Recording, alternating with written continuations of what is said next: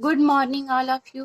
मैं Archana Aryani, the Bihar teachers history makers, मेरा mobile मेरी शिक्षा मिशन के इस मंच पर आप सबका स्वागत करती हूँ, प्रणाम करती हूँ। इस मंच से जुड़े सभी साथी शिक्षकों का अभिनंदन करती हूँ। मैं फिर से एक सुविचार के साथ अपनी क्लास में उपस्थित हूँ। तो आइए सुनते हैं आज का सुविचार। शिक्षा हमारे समाज की आत्मा है जो एक पीढ़ी से दूसरे पीढ़ी को दी जाती है। तो आइए हम भी समाज की आत्मा को एक पीढ़ी से दूसरे पीढ़ी में स्थानांतरित करते हैं और अपनी क्लास की शुरुआत करते हैं। पिछले वीडियो में हमने मानव और उसके पर्यावरण टॉपिक पर कुछ चर्चा की थी, जिसमें हमने जैव निम्नीकरणीय अर्थात बायोडिग्रेडेबल और जैव अनिम्नीकरणीय अर्थात नॉन बायोडिग्रेडेबल सबस्टांस पर कुछ बातें की थी। आइए आज हम कचरा प्रबंधन के बारे में कुछ चर्चा करते हैं। हम जानते हैं कि हमारे प्रतिदिन के क्रियाकलापों से जो अपशिष्ट पदार्थ उत्पन्न होते हैं वे कचरा कहलाते हैं या कूड़ा करकट कहलाते हैं। आज के दिनों में ये कचरा प्रबंधन एक समस्या बन गई है। जो बायोडिग्रेडेबल सबस्टांस हैं वो तो प्राकृतिक रूप से नष्ट होकर पुनः पर्यावरण में मिल जाते हैं, लेकिन जो नॉन बायोडिग्रेडेबल सबस्टांस हैं वे हमारे पर्यावरण को किसी न किसी तरह से बहुत ज़्यादा नुकसान पहुंचाते हैं। इन कचरों को इकट्ठा करके इनका वैज्ञानिक तरीके से निपटान ही कचरा प्रबंधन कहलाता है। तो हम इन कचरों का 3 प्रकार से इनके साथ व्यवस्था कर सकते हैं, जिसको हम 3R भी कहते हैं, जैसे रीयूज, रिड्यूस और रिसाइकिल। रीयूज अर्थात उन कचरों का हम किसी रूप न किसी रूप में फिर से उपयोग में ले आए, वह रीयूज कहलाता है, अर्थात पुनः उपयोग करना। दूसरा रिड्यूस अर्थात उस प्रकार के सबस्टांस जो हमारे पर्यावरण के लिए हानिकारक हैं उनके उपयोग में कमी कर दें।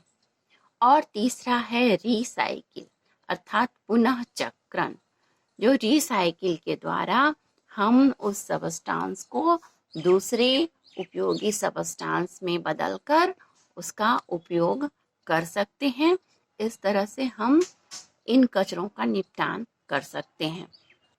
जो बायोडिग्रेडेबल सबस्टांस हैं अर्थात जैव निम्नीकरणीय पदार्थ हैं, जैसे कृषि के अपशिष्ट, जंतुओं पशुओं के मल, मनुष्य के अपशिष्ट पदार्थ मल और कपास से बने हुए जो कपड़े होते हैं, कागज होते हैं, या फिर घर में रसोई घर में उत्पन्न होने वाले जो कचरे होते हैं अर्थात सब्जियों के छिलके इत्यादि, ये सभी बायोडिग्रेडेबल सबस्टांस हैं।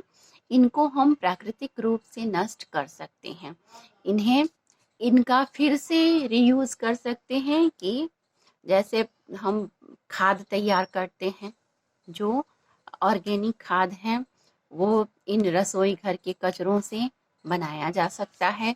जो कृषि वाले कचरे हैं, कृषि से उत्पन्न कचरे हैं, उनसे भी हम खाद, जो ऑर्गेनिक उर्वरक जिसको कहते हैं ऑर्गेनिक खाद, उसको बना सकते हैं। जंतुओं के मल मूत्र से खाद का निर्माण हो सकता है। तो यह इसका रीयूज होता है। फिर ये बायोडिग्रेडेबल सबस्टांस विभिन्न प्रकार के माइक्रोब्स के द्वारा, जैसे कवकों के द्वारा, जीवाणुओं के द्वारा सरलीकृत करके अर्थात अपने सरल रूप में तोड़कर फिर से प्रकृति में अर्थात मिट्टी में या गैस के रूप में वायुमंडल में मिला दिए जाते हैं। लेकिन जो बच जाते हैं अर्थात जो नॉन बायोडिग्रेडेबल सबस्टांस हैं वे हमारे पर्यावरण को काफ़ी हानि पहुंचाते हैं, जिसमें हम लोग आजकल विशेष रूप से देखते हैं थर्मोकोल, जिसका उपयोग हम लोग काफ़ी बड़े पैमाने पर कर रहे हैं। जैसे विभिन्न प्रकार के इलेक्ट्रॉनिक सामान के पैकिंग में हो रहा है, उसके बाद प्लेट इत्यादि के प्लेट ग्लास इत्यादि के निर्माण में हो रहा है, जिनका उपयोग हम शादी ब्याह या अन्य उत्सवों में करते हैं, और फिर उन कचरों का सही ढंग से निपटान न करके वो जहाँ तहाँ फेंक दिए जाते हैं, जो हमारे पर्यावरण को काफ़ी हानि पहुंचाते हैं। तो यह जो थर्मोकोल है वह आसानी से टूटने वाला या नष्ट होने वाला पदार्थ नहीं है। यह पॉलीस्टीरीन नामक एक रासायनिक पदार्थ है। यह प्लास्टिक का ही एक रूप है जिसमें 90% हवा भरी हुई होती है। यह थर्मोकोल जल में अघुलनशील होता है। यह सिर्फ एसीटोन में घुलनशील होता है। हम आजकल देखते हैं कि शहर में नालियां जो हैं वह इन्हीं थर्मोकोल के टुकड़ों से जाम हुई रहती है, जिसके कारण काफ़ी समस्या उत्पन्न होती है। पर्यावरण तो प्रदूषित होता ही है, इसके अलावे अन्य और भी समस्याएं, जैसे उस नालियों से जो नालियां भर जाती हैं, जाम हो जाती हैं, उनसे पानी का बहाव सही ढंग से नहीं होता है। तो इस तरह की समस्याएं हमारे पर्यावरण में लगातार बनी हुई होती हैं। इसके अलावे प्लास्टिक और पॉलीथीन है, ये भी हमारे पर्यावरण को काफ़ी नुकसान पहुंचा रहे हैं।